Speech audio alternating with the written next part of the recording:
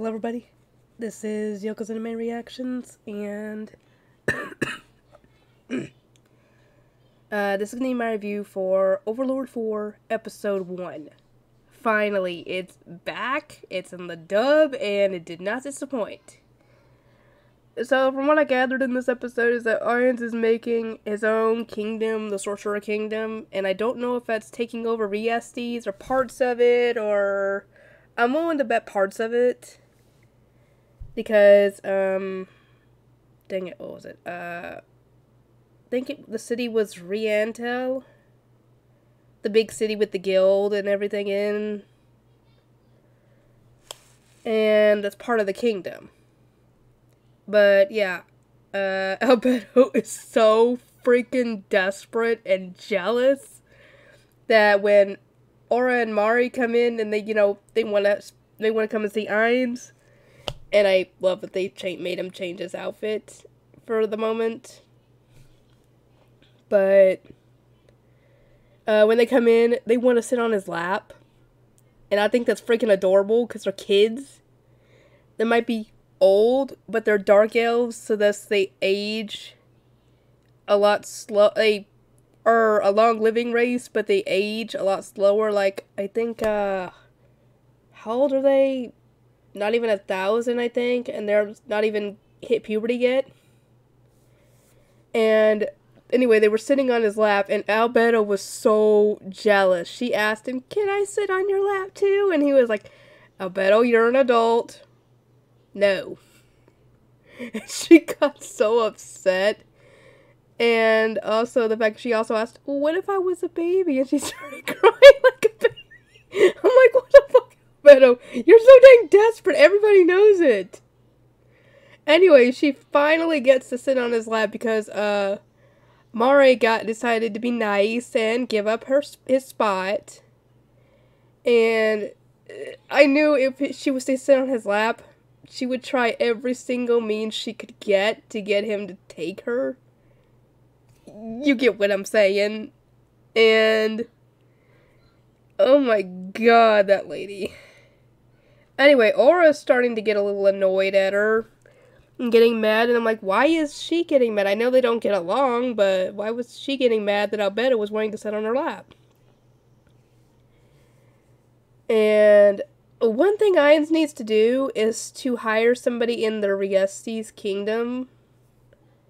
Maybe, dang it. I don't remember his name. The potion guy that goes to the, village to meet with, it's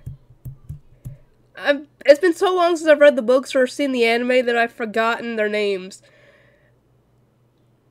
The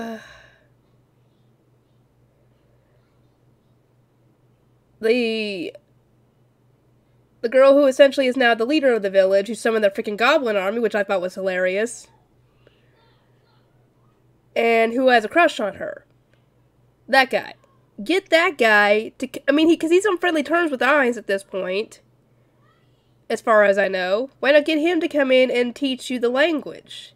Just say that my country's written language is different than this one, so thus I can't read it.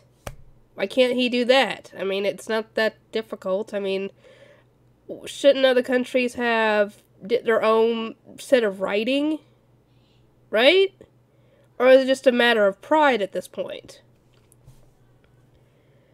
Anyway, because of this whole invasion thing and sitting and all that, the merchants are starting to, get a little nervous and stop trading, and thus they're kind of running low on merchants and trade and everything.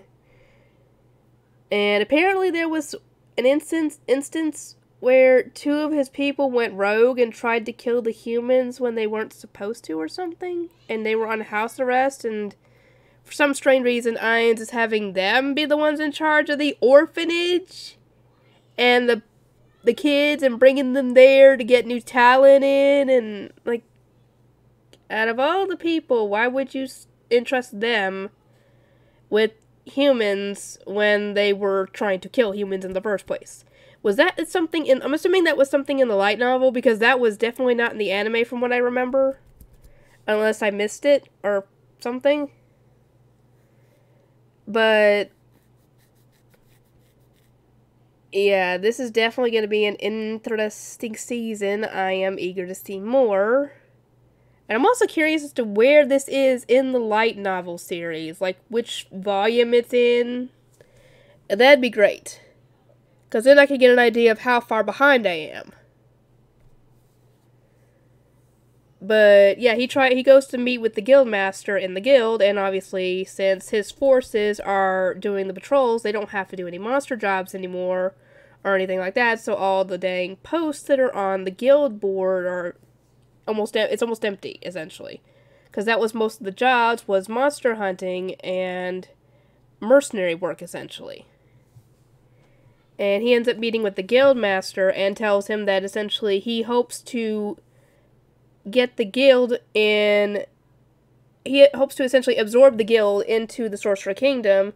That way, he can actually get the adventurers to truly be adventurers and be able to go and explore lands where his people might not be able to go, especially if it comes to being amicable towards the people that are living there, for example.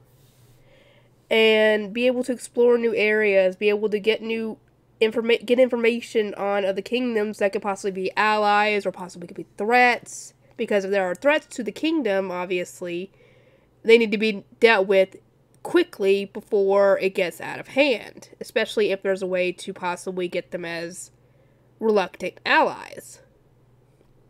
Or at least get a non-aggression treaty or something between them. And, yeah, his speech ends up getting the Guildmaster to accept and essentially spark and, dang it, I'm trying to figure out what to say and I can't figure it out. Essentially getting him excited to get this going because it essentially started a spark in him. Essentially it inspired him. And now I am eager to see more because there's probably stuff that's in the light novels that has never been brought up in the anime before. And I am eager to see how this could go. Because this could go in many different directions. Because for example, they could have the Slain Theocracy come in at some point, which the only time they've ever dealt with them is in Season 1, when they were trying to attack Khan Village. That was the name of the village.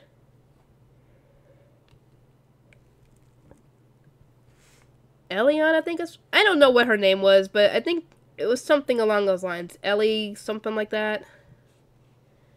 Was the leader of the new leader of the village now, with a goblin army at her disposal. Which I still find hilarious that happened. Anyway, I hope you guys are excited for more. If you found this channel thanks to Overlord, go on and enjoy the rest of the Overlord series, because I went through Overlord 1, 2, and 3 before starting 4. So, yeah, there's plenty to watch. Anyway, I will see everybody next time.